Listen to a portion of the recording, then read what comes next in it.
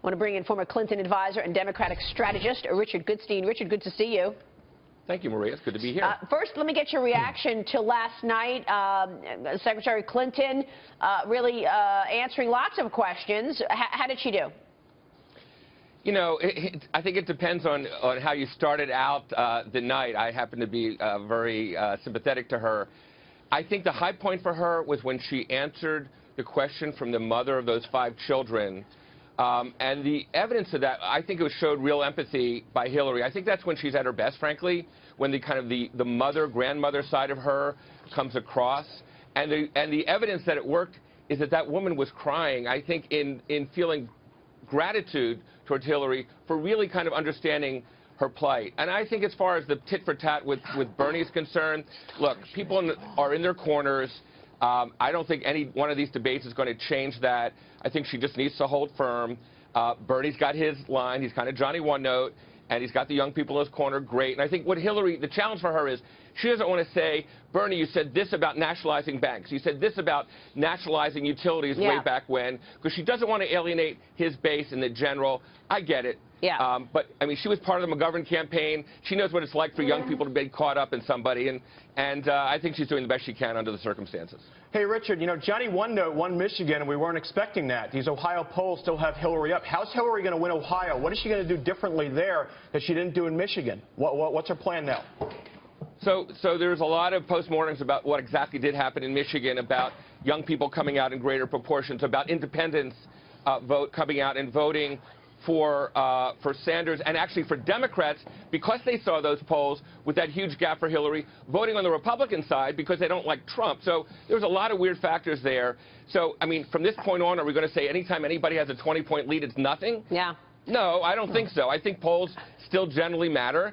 And frankly, you know, my guess is she'll come on strong, do well in Florida, Ohio, and it's impossible, frankly, to see Bernie with a path to victory. He'd have to have margins of 60-40 in all these big states to kind of overtake her. That's not going to happen. I want to talk about Marco Rubio and the GOP side of things as well. But Georgette, the issue of the foundation.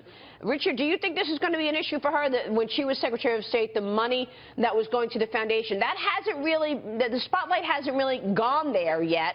Right. I assume Trump is going to be bringing this up. There are people looking into this, I can tell you that. And there's a lot there. Some people think that's worse than the actual Benghazi situation and the email scandal. Talked to people who've given money to that foundation, and we're not happy about how that money was used. I mean, only 25 cents on the dollar went to any programs. At some point, you're going to look into that. That is abysmal. No, well, my point, Richard, was money going to the foundation, in some cases, to situations where she was actually dealing with similar things as Secretary of State. I'm talking about governments. Well, so you had GE and Boeing who gave to the foundation and then had issues that came up before the State Department. Correct. So two things. One, to Georgette's point, the Clinton Foundation is different from most foundations. They actually paid people with money that came in to go into Africa to do AIDS prevention, malaria prevention. Most foundations give to other causes. The the Clinton Foundation actually sends people out to do good deeds. One. Two, excuse me. And two, on Boeing, GE, and so forth, if you think that dealing with malaria or AIDS or climate change or all these things which, frankly... But it wasn't just corporations.